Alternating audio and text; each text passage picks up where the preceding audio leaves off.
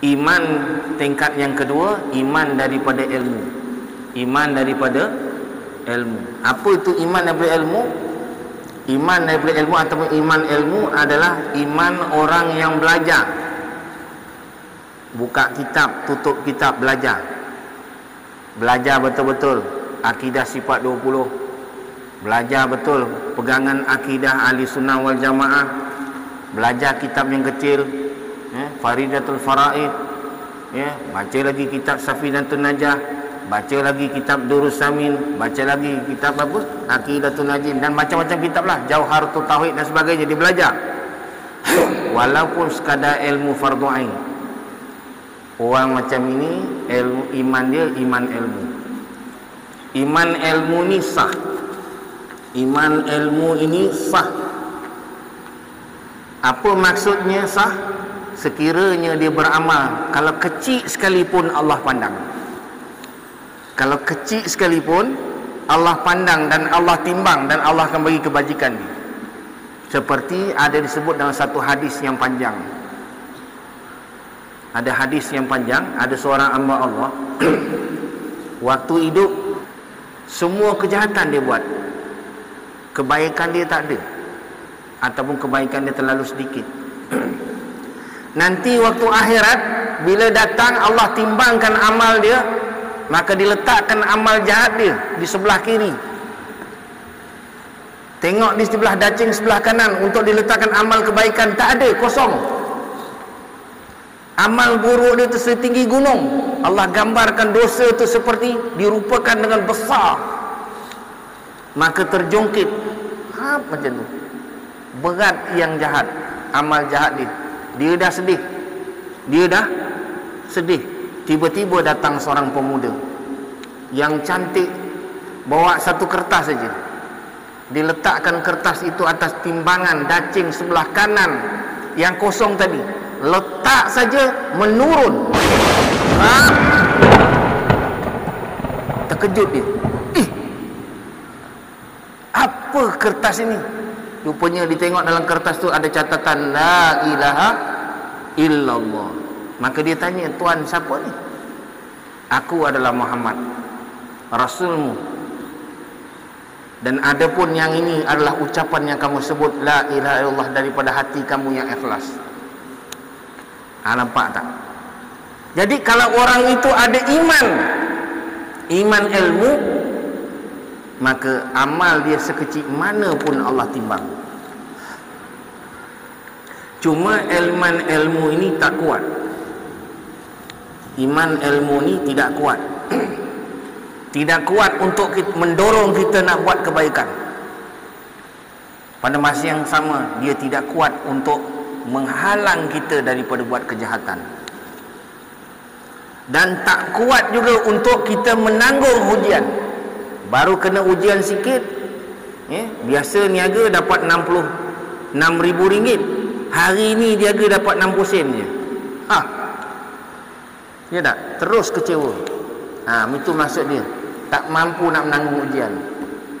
Faham tak? Maksudnya tak ada kekuatan untuk dia buat kebaikan. Pada masa yang sama tak mampu nak menahan diri daripada buat maksiat, juga tak mampu nak menerima ujian Allah. Ini iman orang ilmu. Iman nasah, cuma tak ada kekuatan. Pasal itu kita jumpa semayang-semayang juga, pangoyang juga. Biasa tengok semayang juga, pakai serban juga kan. Kejap lagi dating kat kampung Sim-Sim, kat Sea Garden, nak tengok ikan ariap apa? Ari apa? Ikan, tahu ikan? Sini ada macam ikan monster. Pergi berdua je. Ingatkan kawan, tak, girlfriend. Ustaz tu belum kahwin, berkenalan ni kata. Kenapa? Kerana iman tu sekadar iman ilmu. Iman tu sekadar tahu ada syurga, ada neraka, ada Allah, ada pertimbangan, ada akan diperkirakan. Sekadar tahu, belum merasa apa-apa. Pasal tu datang semayang, Allahu Akbar, Bismillahirrahmanirrahim. Baca pula imam, baca panjang-panjang. Isyak pula kan. Kita habis kuliah betul-betul pukul 8. Pukul 8 bola ni, bola. Kan? Malaysia nak lawan dengan apa? Dengan siapa Pak Imam? Oh, imam pun tahu. Kena pula imam baca slow je. Bismillahirrahmanirrahim. Panjang pula kali. Allah. Yang biasa baca 5 minit, baca 10 minit. Makmum macam mana? Makmum macam mana? Makmum ada di tempat semayangkah ataupun dia ada depan TV sekarang? Kan? Bukan, dia ada kat stadium Ustaz. Bukan depan TV, rasa macam dulu kat stadium. Itu semayang apa tu? Semayang orang iman ilmu lah tu. Faham tak? Jasadnya bersemayang, hatinya tak ikut semayang. Faham tak? Dia semayang tu, dia sedar yang dia semayang ini adalah persembahan dia kepada Allah. Dia rasakan dia sembah, usalli fardal maghribi salasa raka'atin lillahi ta'ala ma'muman lillahi ta'ala, kan? Wah, dia niat, dibaca lafaz niat dia. Sahaja aku semayang fardu maghrib 3 rakaat kerana Allah Ta'ala. Nanti fardu isyak lah, kan?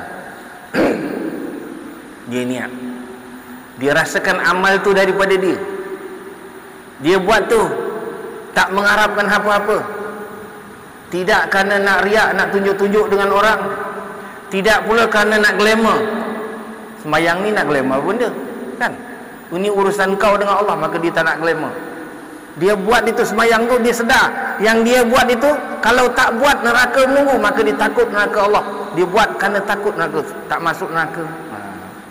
Mudah-mudahan masuk syurga Allah. Ikhlas lah tadi, amalan tadi pun ikhlas juga tu. Kan? Dan semayang tadi yang dia buat itu menepati rukunnya, syaratnya. Pasal dia belajar rukunnya, dia faham syaratnya, dan juga dia memahami perkara-perkara yang boleh membatalkan semayang, maka dia jaga semayang sungguh-sungguh. Allahu Akbar sampai Assalamualaikum warahmatullah. Kan? Secara zahirnya semayang, tak ada siapa pun boleh kata semayangnya tak sah. Tetapi secara hakikatnya semayang ni tu cacatnya banyak. Kenapa cacatnya banyak? Dia tak sembah Allah pun.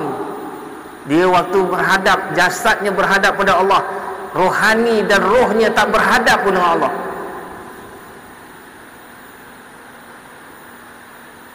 Inilah contoh semayang yang tidak menarik keberkatan, tidak mendatangkan rahmat. Sedangkan Allah janjikan, walau anna ahlul qura amanu wattaqau lafatahna alaihim barakatim minas sama'i wal ardh. Sekiranya ada dalam satu negeri, dalam satu karya, dalam satu daerah atau satu kampung, amanu wattaqau, mereka yang beriman dan bertakwa, nescaya lafatahna alaihim barakatim minas sama'i wal ardh, nescaya kami akan bukakan keberkatan daripada pintu langit dan bumi. Allah jamin. Ya tak? Tapi kita semayang tak ada rasa keberkatan pun. Kita habis semayang tambah kusut lagi. Kita ingat lepas semayang tambah tenang, lepas semayang tambah kusut lagi. Kita ingat nak selesaikan urusan keluarga kita, kan? Rupa-rupanya lepas semayang tambah kusut, balik bergaduh suami isteri, menendang, sepak. Cuba bayang ustaz tengok, ustaz tumbuk isteri dia, boom, rumah pun ada belajar silat, nepis, bagi satu lambungan, tap, suami jatuh gedebuk. Kenapa jadi macam tu? Pasal dua-dua iman ilmu. Isteri pun iman ilmu, suami pun iman ilmu. Iman sekadar tahu, belum menjiwai. Iman itu belum merasai. Tetapi kalau sekiranya Allah berkehendak, seorang hamba itu meningkat, Allah akan tunjukkan dia jalan-jalan untuk sampai kepada Allah. Allah akan tunjukkan jalan-jalan untuk rohani dia tambah iman, iman dia disiram, iman itu tersiram dalam jiwa dia. Dari masa ke masa sembahyang kualitinya meningkat, kan? Maka kata ulama, tingkatan iman yang ketiga adalah iman daripada ayat. iman daripada ayan. Kata Tuan Zainal Abidin atau Syekh Zainal Abidin pernah berkata dalam kitab itu, adapun iman ayan itu terhasil dengan muraqabah. Adapun iman ayan itu terhasil dengan muraqabah. Sila buka kitab tu. Iman ayan itu boleh kita buat muraqabah dengan satu syarat. Boleh kita ni melatih buat muraqabah itu dengan satu syarat. Itu syaratnya hati mesti hadir. Yang disebut hudurul qalbi ma'allah. Hudurul qalbi ma'allah. Hadirnya hati berserta dengan Allah. Hadir hati berserta dengan Allah tak akan berlaku melainkan seorang itu banyak zikrullah. Banyak zikrullah, zikir yang tak putus-putus, zikir yang disebut dalam hatinya, zahir dan batinnya, disebut Allah, Allah, Allah, la ilaha illallah, la ilaha illallah. Sentiasa dibaca dalam hatinya, dipukul betul-betul. Baru hati itu akan hadir. Bila hati itu sudah hadir, hati itu sudah hadir macam dia sudah mula ditarik, dalam keadaan ni macam dah tarik, baru mudah buat muraqabah. Baru buat muraqabah. Kalau tuan-tuan pergi telik kitab namanya kitab Fathul Arifin, cari kitab namanya Fathul Arifin. Dalam tulisan Jawi, kitab tu nipis sini je. Nampak tebal tak? Tak, nipis macam ni. Kitab itu saya rasa beberapa helaian saja. Dalam kitab itu dia menakalkan kata-kata Syekh Abdul Qadir Jilani. Adapun keadaan seorang itu muraqabah, hendaklah dia duduk dalam keadaan zikirullah, hadir hatinya dengan Allah, ya, duduk sekurang-kurangnya 3 jam. Berapa jam? Sekurang-kurangnya berapa jam? 3 jam. Baru akan muraqabah itu berhasil. Maka dalam kitab itu ada menyebutkan keadaan muraqabah itu adalah seperti seekor kucing duduk di hadapan pintu rumah tikus. Tikus dah keluar rumah, kan? Dia tak sedar kucing duk perhati dia macam ni. Tikus tak perasan. Kenapa tikus tak perasan? Kerana kucing itu tak bergerak pun. Kucing itu bernafas pun tak disedari. Bau kucing tu dia tak dapat sedar. Keadaan orang yang muraqabah tu bila dia duduk menghadap hatinya pada Allah, dia tak bergerak. Nafas naik dan turun terlembut sampai bulu dalam hidung tu tak bergerak pun. Tapi syarat untuk masuk muraqabah, hendaklah hatinya hadir. Hati yang hadir itu datang daripada zikrullah yang berterusan. Kalau asyik zikir sekejap berhenti, sekejap zikir sekejap berhenti, tak ada. Dia tak akan dapat namanya hadir hati. Bahasan tentang hadir hati ini Syekh Daud Al-Fatani ada sebut dalam kitab Muniyatul Musalli. Dia sebut antara syarat untuk khusyuk, antara syarat untuk khusyuk sembahyang itu, hendaklah hadir hati. Ibnu Athaillah ada menyebut dalam kitabnya Hikam tentang hadir hati. Maka disebut dengan satu kalimah yang saya tak tersusun, saya sebut sikit sebanyak. Hendaklah, janganlah kamu tinggalkan zikir dengan sebab kamu berzikir berserta dengan lalai, tapi hendaklah kamu terus berzikir sehingga Allah mengangkat zikir kamu daripada zikir berserta lalai naik pada zikir berserta dengan ingat, dan berterusan zikir kamu sehingga hati itu datang hadir. Itu Ibnu Athaillah ada menyebut tentang itu. Jadi kalau kita nak sembahyang kita tambah khusyuk, kalau kita nak sembahyang kita itu menghasilkan buah, sembahyang kita ni menjiwai diri kita, sembahyang orang saleh, kena cari jalan-jalan untuk menjadikan sembahyang khusyuk. Antara jalan-jalan untuk meningkatkan iman, ya, adalah dengan zikrullah. Karena Rasulullah sebut jaddidu imanukum bi zikrillah. perbaruilah iman kamu dengan berzikrullah. Rasulullah tak kata jaddidu imanakum bis salat, tak ada. Rasulullah tak kata perbaruilah iman kamu dengan banyak sembahyang, tak ada. Tapi Rasulullah sebut jaddidu imanakum biz zikrillah. Bukanlah kita kata suruh tinggal sembahyang, tak, sembahyang fardu buat macam biasa. Tetapi untuk menghasilkan sembahyang itu ada nilai, ada value, ada quality antara hamba dengan Allah, maka zikir. Kenapa zikir? Karena zikir yang bersanad dia ada silsilah. Zikir yang bersanad itu ada silsilah kepada Rasulullah yang disebut sebagai zikir-zikir tariqah.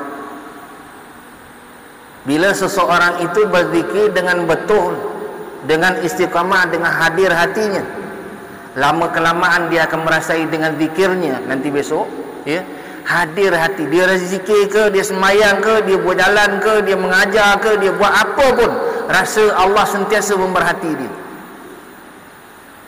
Tapi kalau dia semayang, kan, akan menjadikan dia semayang dia mula khusyuk, bahkan rasa hina diri yang amat sangat. Waktu itu dia semayang semata-mata kerana Allah, bukan kerana riak, bukan kerana sum'ah, nak ambil popular, nak glamour, tak ada. Kan? Nanti dia bila rasa, nanti Allah akan rasakan pula, bukan daripada dia pada Allah, tetapi dia rasa salat itu adalah kurnia Allah bagi dia, bukan dia punya. Maka sembahyang macam ini sembahyang orang khusyuk. Inilah sembahyang orang soleh. Inilah sembahyang yang boleh menarik berkat, boleh berrahmat. Itu sembahyang orang soleh. Maka iman Ayan ini masih baik. Kenapa dikatakan baik? Kerana sudah boleh buat apa yang Allah suruh. Sembahyang dah boleh buat, tutup aurat dah boleh, datang pengajian, ziarah mak bapak, buat kebajikan mak bapak. Gaji dia RM300 je, kan? Dia anak-anak semua 5 orang, kan? Rumah sewa RM100, gaji dia RM300, kan? Dia boleh pergi bagi pada mak dia, mak, ini gaji saya untuk bulan ni. Berapa gaji engkau? RM300. Tak apalah, engkau ni lebih susah daripada mak. Mak dulu pencen pun dapat gaji RM6,000. Tak apa, kau ambillah balik RM300. Ni mak tambah lagi RM500. Kita boleh buat tak? Gaji RM300, nak bagi mak kita RM300, boleh tak? Tak ada, datang jumpa bagi salam mak ni, bagi salamnya, kesian mak. Apa bagi ni? RM2 je lagi. Macam bagi duit raya je. Kan? Yang lebih sedih, waktu hidup datang ziarah, lepas mak kita dan ayah kita dah ditanam 6 kaki kat bawah, kan? Tak ada siapa pun datang ziarah. Tunggu setahun sekali raya, baru jemaah masjid buat gotong royong bersihkan kubur. Anak ni tak pergi ziarah makam mak dia pun. Pasal banyak sangat pada masa sekarang mengatakan siapa ziarah kubur, kuburiyun. Siapa ziarah kubur, kuburiyun, menyembah kubur. Maka dia jadi takut tak pergi. Banyak tak? Banyak. Nabi suruh pergi, dia tak pergi pasal percaya orang kuburiyun ni. Adakah pernah engkau sembah kubur? Pernah? Mana ada. Kita pergi sekadar tengok kubur, apa benda? Tak ada benda lah. Yang kau pergi menghadap TV tu tak bergerak tengok. Tak boleh kita kata penyembah TV. Tak ada pula marah pun. Ya tak? Pergi beratur tengok bola, kita kata penyembah bola. Ada? Memang pun dalam hidup dia siang malam bola, siang malam bola, siang malam bola. Tidur pun mimpi pegang bola. Kalau kita nak sebut hamba bola boleh lagi. Ada setengah-setengah tu kerja perempuan aja. Tak cukup dengan perempuan, cari transgender. Bahasa mudah, alpondan. Apa dia? Asyik perempuan-perempuan, duit gaji dia, segala usahanya bagi perempuan. Kita layak sebut lagi ni hamba perempuan ni. Ya. Tak ada pun. Tapi orang pergi kubur, orang kata siapa pergi kubur, kubur Yun. Maka ramai pula anak-anak zaman sekarang yang terpengaruh langsung tak ziarah makam mak dan ayah dia. Dalam waktu hidup jumpa setahun sekali. Duduk Semenanjung, mak duduk di Sandakan.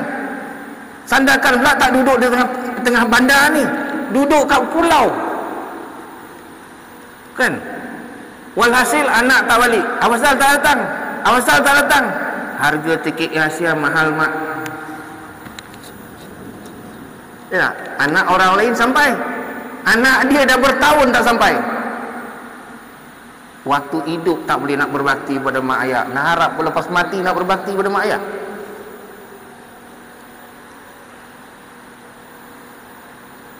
Tapi kalau seorang itu ada iman ayan, dia boleh berbakti pada mak ayah dia.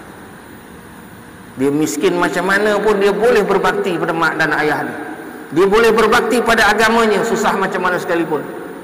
Dia boleh berbakti pada tempat dia sujud dan rukuk, masjid, surau, dia boleh berkhidmat. Kalau orang itu ada iman ayan.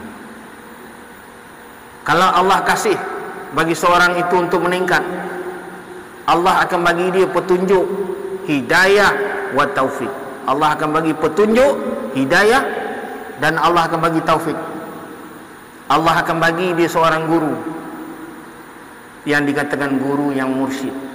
Allah akan tunjukkan supaya guru mursyid itu memimpin dia daripada iman ilmu tadi, supaya meningkat iman dia, naik pada iman ayan dan naik kepada iman yang tingkat yang keempat, iman hak. Apa dia? Iman hak.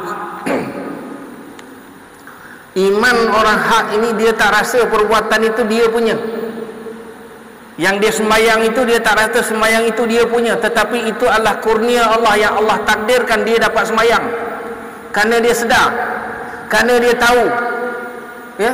Dan sebutlah la tata'arraku zarratun illa biiznillah, tak akan bergerak suatu zarrah pun melainkan dengan izin Allah. Dia tahu dia boleh angkat tangan tu bukan kuasa dia, bukan dengan kehendak dia, tetapi la haula wala quwwata illa billah. Tak ada daya dan upaya melainkan dengan izin Allah. Maka sembahyang itu penuh dengan la haula wala quwwata illa billah. Berserah dia segala kudrah dan iradahnya pada Allah, sehingga menyaksikan seluruh perbuatan sembahyangnya, puasanya, zakatnya, hajinya, berjihadnya, semua sebagai af'alullah, menyebabkan sembahyang dia meningkat.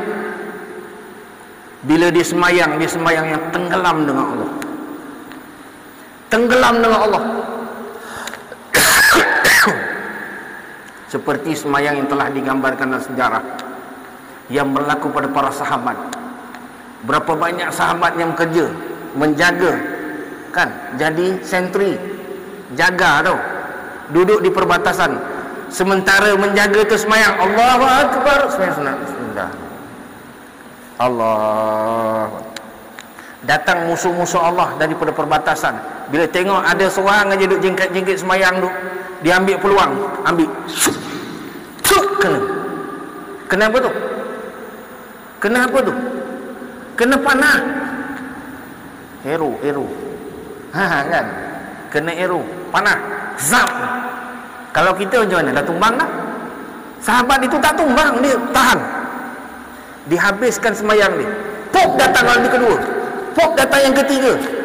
Bila tengok takut keadaan musuh ni akan boleh lepas, maka dia batalkan, habiskan sembahyang, dikejut kawan dia. Kawan tengok terkejut, kawan dia dah berdarah-darah di antara ambang maut.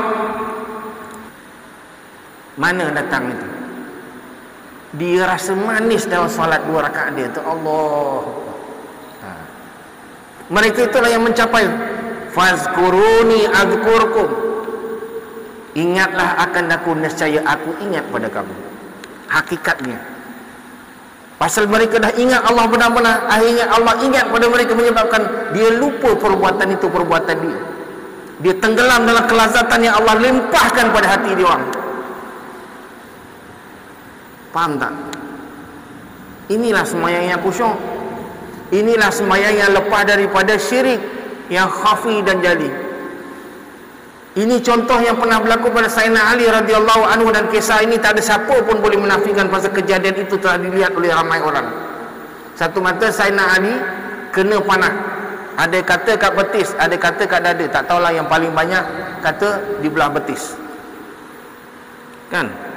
Sahabat nak datang buka kan, nak carut. Panah kan ada. Kan? Nak cabut tu lagi sakit lagi. Sayyidina Ali kata, tunggu, jangan cabut sekarang, tunggu saya semayang 2 rakaat. Sayyidina Ali ambil wuduk, semayang 2 rakaat sunat, Allahu Akbar, semayang. Tengah semayang sahabat cabut. Bila cabut tu memancut darah. Tapi cabut itu Sayyidina Ali sikit pun tak bergerak. Habis semayang, bagi salam baru terasa sakit kaki. Tengok, dah tak ada dah.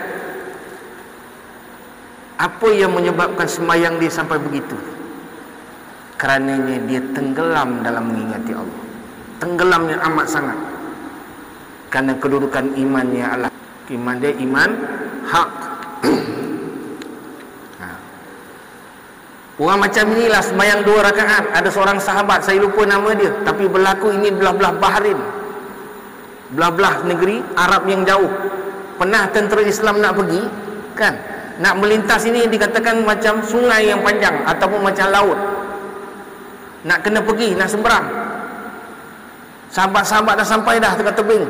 Maka seorang sahabat tu kata, tunggu sekejap, tunggu sekejap, aku nak semayang 2 rakaat. Kita lintas laut ini dengan naik kuda je. Dia semayang 2 rakaat. Lepas semayang dia panggil, ikut saya. Bismillah, jalan. Semua para sahabat ikut belakang. Semua kuda-kuda berjalan atas air.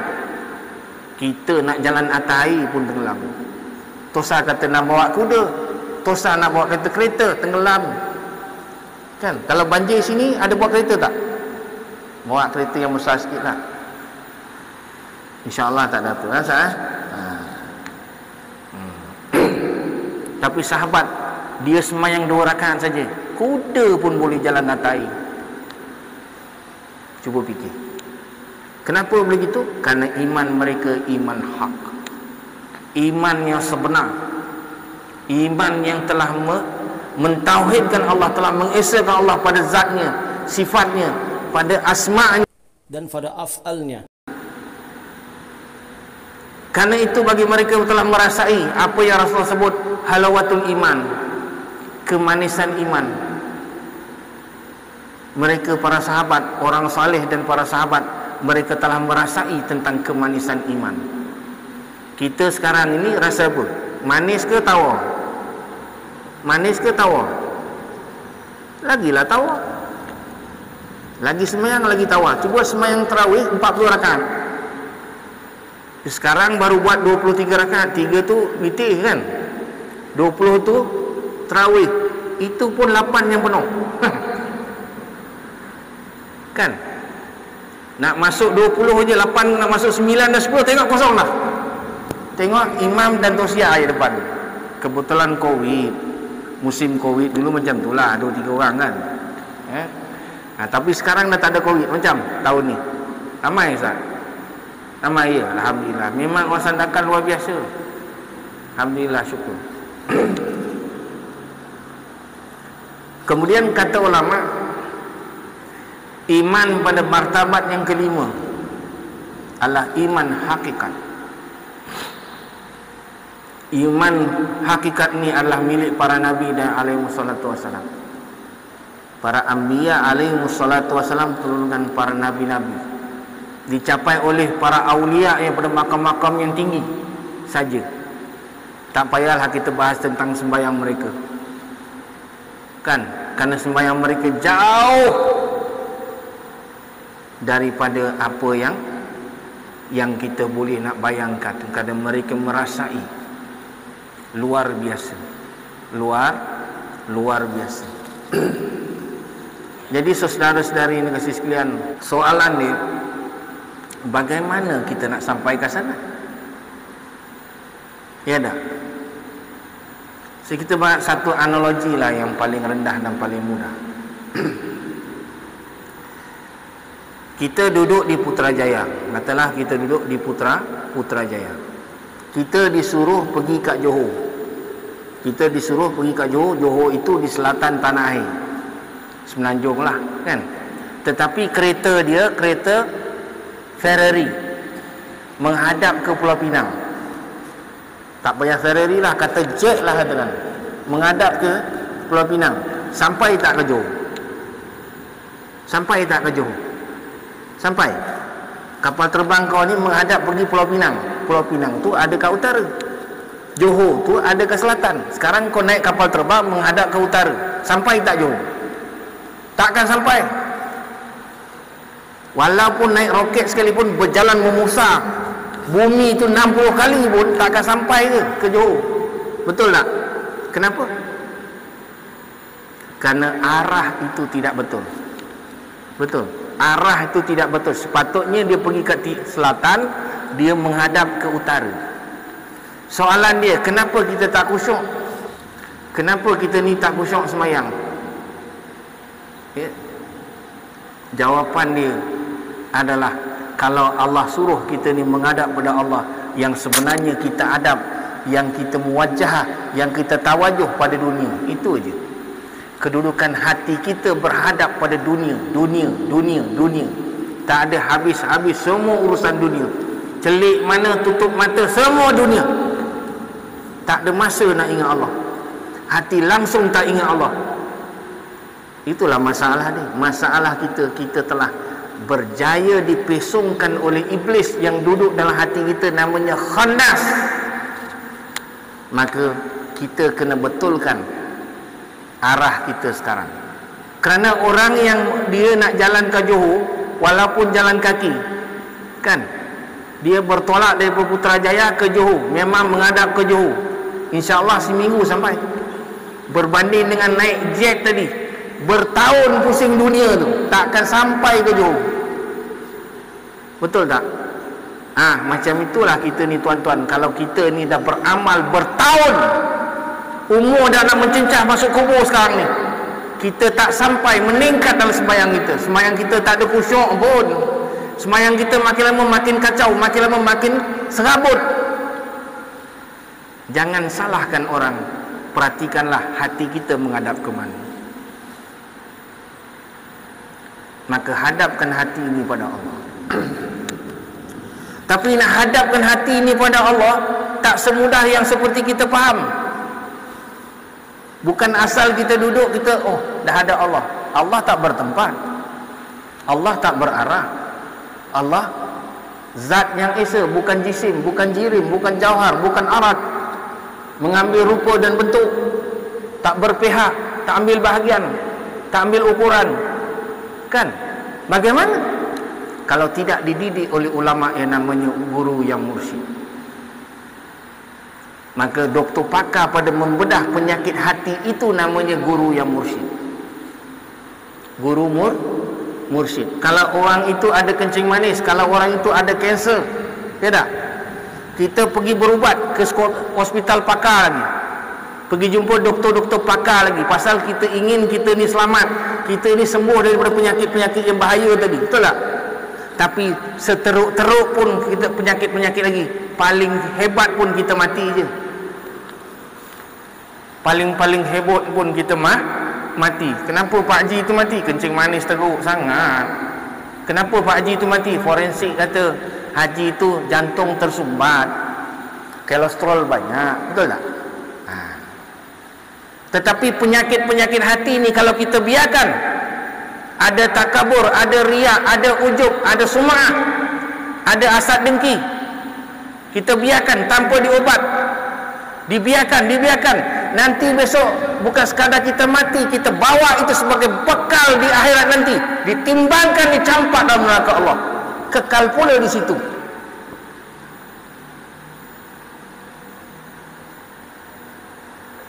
Jadi kita suka tak suka, kita seronok tak seronok, kita kena cari guru yang mursyid. Untunglah para sahabat kerana guru mursyid mereka adalah Rasulullah. Untunglah golongan tabi'in kerana guru mereka adalah para sahabat. Untunglah golongan tabi'ut tabi'in kerana guru mereka adalah tabi'in. Dan selepas daripada itu adalah golongan salafus salih, orang-orang dulu yang salih-salih. dan kemudiannya itu dibawa oleh para ulama dari bergolongan para awliya Allah yang sebahagian yang Allah bagi kemuliaan boleh memimpin dan mendidik orang yang disebut sebagai guru mursyid. Jadi kita duduk pada zaman sekarang, macam mana keadaan kita? Bolehkah kita kata, ya Allah, aku tak jumpa guru mursyid? Boleh? Ya Allah, dalam hidupku aku tak jumpa pengguru mursyid. Allah tanya perkara yang pertama, engkau dah cari? Nak buat maksiat pun kena cari.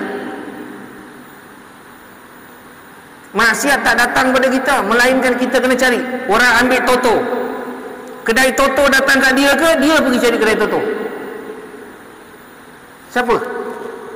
Sekarang kena pergi cari. Kalau saya kaki toto, saya akan cari kedai toto sampai jumpa. Dia ada ceruk mana sekalipun, saya akan cari. Pasal apa? Kerana hati saya mencintai, menyukai, menggemari untuk main toto. Mudah-mudahan jadi jutawan. Berlabur sampai beratus ribu habis. Kalau duit tu kumpul pun kita dah jadi kaya. Ya, maknanya apa? Nak buat maksiat pun kita kena cari. Dia tak ada datang mencari kita. Begitulah kalau kita bersungguh-sungguh, kalau kita berkehendak untuk menegakkan agama itu dalam diri kita, kita kena cari dengan susah dan payah. Saya buat contoh, satu dua contoh. Bagaimana orang dulu nak jadi orang yang dia namanya manusia, dia nak bentuk diri dia. Satu cerita je. Cerita Syekh Bahauddin Naqsyabandi. Syekh Bahauddin dalam hidup dia menjadi seorang waliullah yang besar. Dia jadi seorang aulia Allah yang bertaraf tinggi, yang diberi gelar Sultanul Arifin. Sultanul Arifin, sultan para kekasih Allah. Dia tu waktu dia nak pergi belajar di negara Bukhara, dia pergi pada seorang syekh namanya Syekh Amir Qulan. Syekh Amir Qulan. Dia sampai pada tempat pengajian Syekh Amir Qulan itu dalam musim sejuk, salji. Syekh Amir Qulan dah bagi tahu pada murid dia, nanti akan datang seorang budak. Bila dia datang, jangan bagi dia masuk, pukul dia dulu. Pukul dia, belasah dulu, campak di luar zawiyah. Jangan bagi dia masuk. Tok guru dah cakap dah. Yang datang semua belajar ni bukan manusia dah jadi manusia. Semua yang jahat-jahat nak jadi baik. Ini tok guru kata sila pukul pula. Alamak, can. Datang Syekh Amir Qulan dalam menempuh salji. Kan? Kaki dah luka-luka pasal duri-duri. Baru saja masuk zawiyah Syekh Amir Qulan, murid-murid dia tengok, dia tahu inilah orang yang dimasukkan oleh Syekh tadi. Pukul dulu. Bap, tumbuk semua. Siku sana sini, dikungfukan sana kemari. Kan? Dilemparkan di luar. Dilemparkan luar zawiyah. Nah, ini sebagai contoh. Dengar kesungguhan orang ni, nak cerita kesungguhan orang ni. Kita dah sungguh macam tu ke? Nak tanya. Kejap lagi. Syekh Bahauddin dalam kena pukul, kan? Kalau kita kena pukul macam mana? Datang belajar tak madrasah? Kalau besok nanti ustaz ni lempang kita, kan? Dipangkah kita punggung kita sampai birat lah. Tak datang belajar ustaz. Tutup dah ustaz punya tahfiz tu. Minta maaf lah. Bye-bye lah ustaz. Syekh Amir Qulan waktu tu bukan budak macam ni. Besar dah. Syekh Bahauddin tu besar dah. Dia tunggu di bawah pintu zawiyah Syekh Amir Qulan. Dia tertidur ni. Besok pagi bila Syekh Amir Qulan keluar nak semayang subuh, kan, nak pergi kat surau dan musalla, bila kaki dia melangkah, dia pijak atas muka orang. Itulah muka Syekh Bahauddin Naqsyabandi. Syekh Amir Qulan bila dia pijak aja muka Syekh Bahauddin, dia terus peluk budak ni. Dia kata, engkau lah muridku. Bukan bermakna pada malam dia tidur dalam, dia tak tahu ada budak duduk di luar rumah. Dia, Allah dah firasatkan ada orang betul-betul, tapi dibiarkanlah sejuk. Dia nak tahu sejauh mana tu dia betul-betul mahu nak jadi hamba Allah. Adakah sifat dia, perangai dia sebagai seorang singa Allah, ataupun hatinya pengecut, dengan sekali pukul, sekali herdik, sekali halau aja tu akan keluar. Syekh Amir Kulal dia tahu yang datang baring depan dia ni adalah seorang yang telah dijanjikan oleh Allah Ta'ala akan jadi seorang kekasih Allah lebih tinggi daripada dia. Dia peluk, dia kata, wahai Bahauddin, kau adalah muridku. Jadi soalan ni tuan-tuan yang dikasih sekalian, sejauh mana kita ada kesungguhan? Betulkah kita ada kesungguhan? Apakah kita telah bersungguh dalam mencari? Ataupun kita biarkan hidayah itu datang mulun, jatuh pada kita? Dia ada satu cerita, seorang hamba Allah kan, dia berdoa, ya Allah bantulah aku, selamatkanlah Allah. Dia jatuh dalam laut. Dia jatuh dalam laut, berenang ceniha supaya nak mengapungkan diri. Tiba-tiba datang bot kecil, ketuk kan, bot macam dekat sana lah, kampung Sim tu kan. Dia kata, orang tu kata, naiklah, naik sama kami balik, jom kita balik. Aku tak mau, biar, Allah akan bantu saya, kau boleh pergi. Alah, motor sampan dia pun pergi, tinggalkanlah, tak apalah. Datang bot besar lagi, Maratim, APMM sampai. Naik, nah pelampung naik, dia nak angkat. Tak payah pakcik, tak payah, Allah akan bantu saya, Allah akan selamatkan saya. Kapal maritim pun jalan kan, helikopter pula datang, Pak Ji, jom naik, saya ulur ni. Tak apa, nanti Allah akan bantu saya, saya ni tawakal dengan Allah. Helikopter pun balik, akhirnya dihilang tenaga, tenggelam, mati dia. Tiba-tiba sampai di akhirat, ni cerita joke lah, benda tu tak berlaku tapi saya cerita. Sampai di akhirat dia tanya, ya Allah, Engkau janjikan setiap doa tu Engkau akan balas, Engkau akan istijabkan, Engkau akan makbulkan. Kenapa doa aku Engkau tak makbulkan? Kenapa Engkau tak membantu aku? In tansurullah yansurkum. Dia baca ayat lagi. Sekiranya kamu membantu Allah, nescaya Allah bantu kamu, kan? Allah kata, aku dah bantu dah. Aku hantar sampah tutup tadi. Yang Sim, engkau malas, engkau sombong, engkau tak nak naik. Aku hantar APMM, kapal lebih besar lagi, pandang. Biar bagi pelampung lagi. Engkau sombong, engkau tak nak. Itu bantuan aku lah tu. Kau nak tunggu aku datang ke? Ini dialog jenaka. Bukan sekadar itu, aku hantar helikopter lagi. Kamu tetap dengan sikap sombong dan takabur kamu, maka pada hari ini kau masuklah neraka-ku. Jadi soalan kita, adakah kita dah usaha? Ataupun kita hanya mengharap Allah datang bantu kita tanpa ada usaha? Kalau orang dah hidang nasi depan kita, aku tak nak makan, letak tangan macam ini, nasi sampai tak? Tak akan sampai. Melainkan kita sendiri kena basuh tangan kita, kena kutip dan suap. Betul tak? Soalan dia, sejauh mana kita telah suap rohani kita dengan makanan dan gizi yang berzat, sehingga hati kita makin lama makin bersih, hati kita makin jernih, nafsu kita bertingkat daripada makam yang rendah naik ke tinggi, sehingga pengenalan itu Allah campakkan, ma'rifat itu Allah campakkan dalam hati, menaik daripada tingkatan-tingkatan darjat yang tinggi. Jadi tuan-tuan yang dikasih sekalian, semua tu akhirnya akan bergantung balik pada kita. Allah akan kembalikan pada kita, kan? Allah akan kembalikan pada kita sejauh mana usaha kita. Cukuplah setakat itu untuk hari ini. Mudah-mudahan ada manfaatnya.